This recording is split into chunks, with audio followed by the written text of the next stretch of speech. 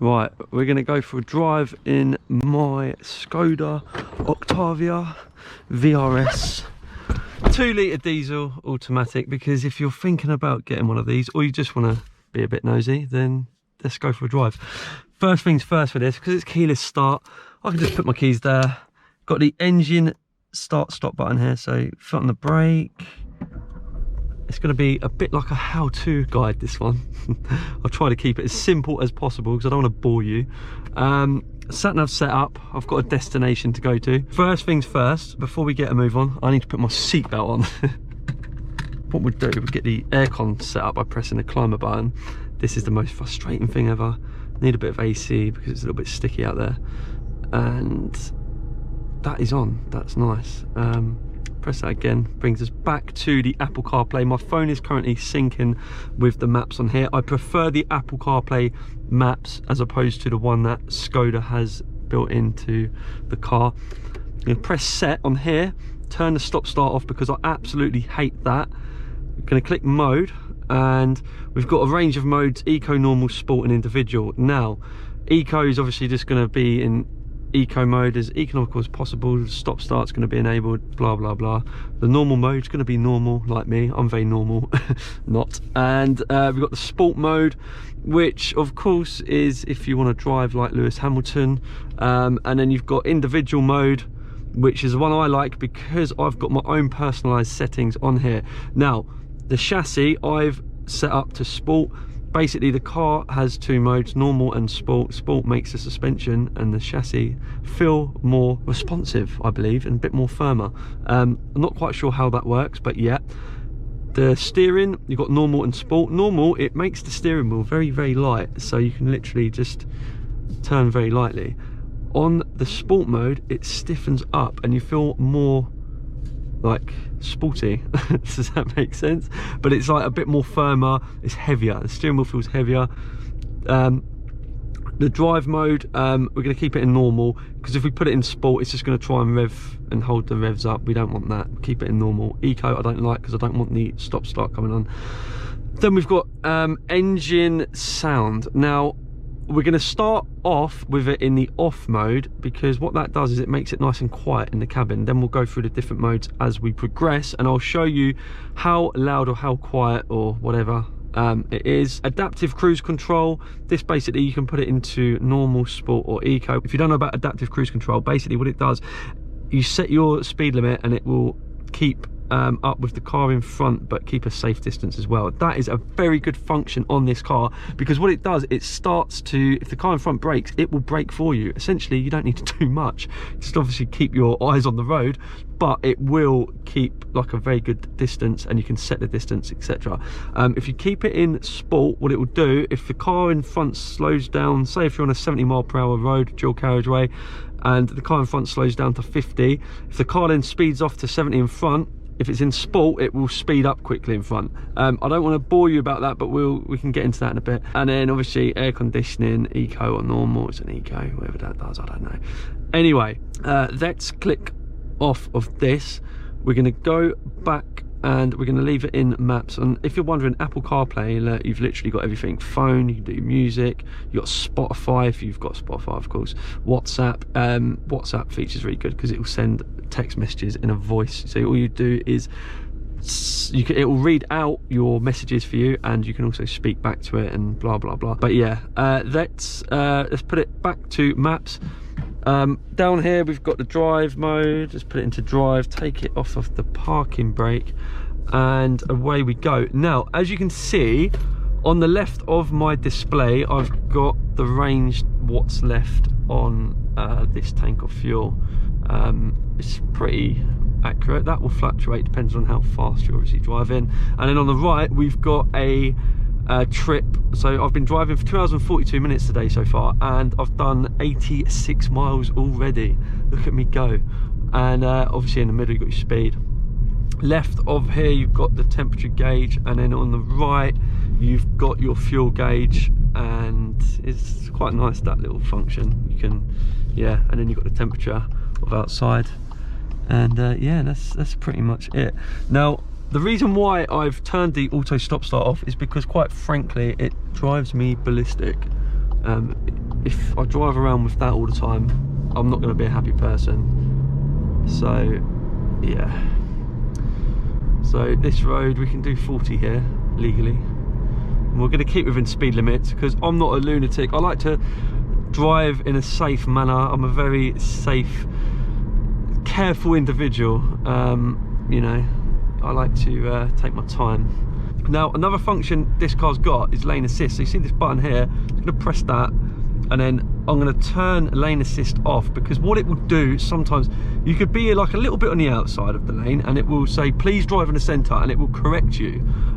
It is good, but I've had it on times where I've gone around the country lane and it's almost steered the car for me, and I'm like, I don't really want you to steer for me. Like, I get driver aids are good and they help promote safety, but at the same time they can distract you and become quite frustrating. So we'll leave that off, and we can actually change the display on here, because at the minute we've got the rev counter and it's the mile per hour on the right. This in front is for the adaptive cruise control. So there's a little lever down here, you probably can't see it on camera. I'm going to just flick that forward, and you can see here it's displaying a car. Now that is essentially the distance of the car in front, how close or how far it is in terms of the adaptive cruise control. Now it's set it to 40 miles per hour. You can see I've just notched that up. We're at 40 miles per hour. Now if I take my foot completely away from the brake, it will do all the braking for me, and it will do all of the distance in for me. I don't have to do anything. If the car was to stop now, this car will stop with it. It will not. It will try not to break that distance barrier. Now, there is a setting where you can set your distance on that stalk, which is on the top. I'm just going to notch that across to the right, and then if you can see that green bar, right, that will set the distance further. So now we're going to keep back. We're going to keep a bit of a bigger distance. Obviously, if it's wet or there's, you know, tough road conditions, you'd like to think you want that as far away as possible. I don't like sitting up people's backsides, if I'm honest. I'd like to keep my distance. And then if we want to go closer, look, I'm going to set that line even closer. You can see I've adjusted the speed to 30 miles per hour as well, because we're in a 30 zone and we don't want to be speeding.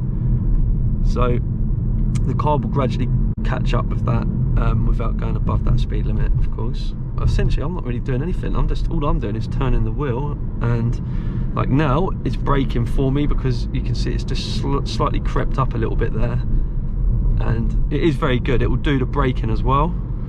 And then we're coming down to a maximum speed of 20 miles per hour in this corner. Cut that hedge because I can't see that. Right, if you brake, it will turn off the adaptive cruise control, and then all you do to re-enable it is put it back up again.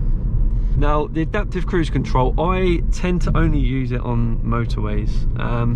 Obviously for this video I'm doing a little demonstration, but for like round town, I did do it the other day where I was around town and I thought, let's just see how good this adaptive cruise control really is, because I wanted to test it to its limit. And I was following a car at 30 miles per hour, approaching the traffic lights, and they turned red, and then the car broke all the way to standstill, and the adaptive cruise control was still engaged, but the car was stopped, so it was waiting for me to pull away again. I thought that was absolutely brilliant. Right, we'll do a left here. We will have a mixture of roads on this journey, because I'm going a bit cross country, so yeah. Now on here we've got the paddle shifters, so you can go manual mode just by flicking them, and if you just look down here, you've got M3, that means it's in number 3, gear 3, gear 4, and then I'm going gear 5. It'll only let you select the maximum gear possible for that speed, because if it starts going into gear 7, this is a 7-speed box, it's just going to be labouring along and it's not going to be great. If you hold down the plus or the negative, minus, whatever you want to call it, up or down, it will go back to D, and then that's fully automatic again. Let's change that display anyway. This now is showing me, this is where it gets confusing, because I've got my Apple Maps on the left on this display, and then I've got the Skoda navigation on the right. Double digital dash. It is good, don't get me wrong, but I will never drive along with 2 sat navs on, because that just is going to confuse the living daylights out of me. Let's put it back to traditional. I like these dials actually. These ones are quite good. You get a little bit more info here, so you can see it's telling me like the kilowatts, how much power it's giving out, temperature again there, and then you've got yeah, let's disable that actually, disable the ACC, and then you've obviously got your trip and that. So you've got, if you don't like one setting, you just turn it back to another. If you get a bit bored, you know what we're like in this day and age, we like to change things. This is another good feature I'm going to show you. So if you press this button here on the right, you can actually toggle up and down. You can change different backgrounds, settings. You've got a compass, tells you how much torque you're currently putting out. If you see I take my foot off, we're using no torque, put my foot down, there it goes up. Who would have thought it? Then obviously you've got the time and the date. Don't really know why I want to know the date right now. And then Apple CarPlay, you can see you got the radio. What I tend to do is leave my trip like that. If you press it again, it will go to the left side, and then you can change that as well. So averaging 54 miles per gallon, which isn't bad for a 2-litre diesel VRS. Then we've got more settings. We've got the charge bar pressure, so bar charge pressure, I believe that's for the turbo. Kilowatt power again, and then radio 1, that's the radio which I had on. You've got by the way, you got DAB and all that on here, all the usual stuff. And then this is AdBlue. I've got 2,500 miles till I need some AdBlue. But these settings you don't really need to be looking at, I don't think, on the dash in front of you. The display in front of you, essentially all you really need to know, how much fuel you've got left, what speed you're going, and your trip. That's pretty much it. You can do all the rest of the functions on here. You click like menu, you've got like a button on here called vehicle. It gives you all the status there. And then you can do like long term, how much you've got since refueling, all of those things. So what we'll do, I'll turn on the engine sound so you can hear the difference between the engine noises, engine sound. Let's turn that to normal, so you can hear that little roar. Getting a bit of a, it's like a baby lion roar. It's a little bit of a baby lion roar, that one. It's not nothing crazy. We got a Volvo up my jacks here, and this is the thing, when I had my Caddy, these were the ones I was telling you about. They always come hurtling past me, but now they can't in this, not in this VRS, mate. I leave them.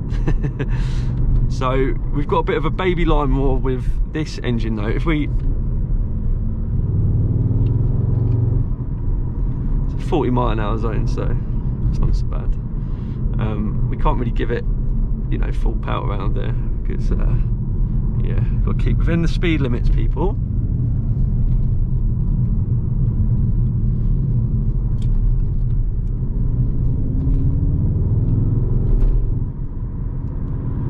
A little bit of spin there. See, the problem is with a front wheel drive car with a lot of power and torque, especially a diesel, you will find it will spin if you put your foot down, especially in the wet. But more often than not, if you're trying to put your power down in the dry, it will still spin as well. So if I was going to buy another one of these, if you like to, you know, have a bit of fun with your power and whatnot, I would recommend going for the 4Motion one. I haven't seen any yet for sale, but you can get the older, the Mach 3 VRS. There's loads of them, not loads, but there's quite a few in the 4x4 version. But I would have definitely opted for that. So what we do now, we'll pull out. We've got to get up to speed here. This is national speed limit. What I'm going to do next, put it back to mode, and then if we put the engine sound to sport, you'll get a good indication of what that sounds like.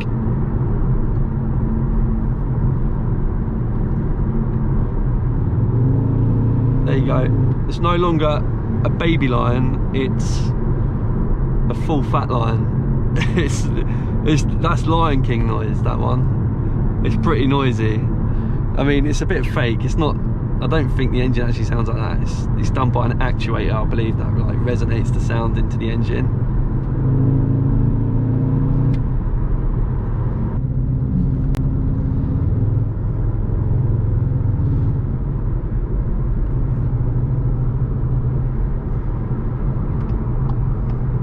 as you can see, currently cruising at a steady pace of 68 miles per hour. Must admit, I do it bloody ridiculous with this GoPro strapped to my head. Right, we're gonna do a little bit of countryside driving now. And I'm gonna show you what the car is like on the twisties, just so you've got some sort of idea.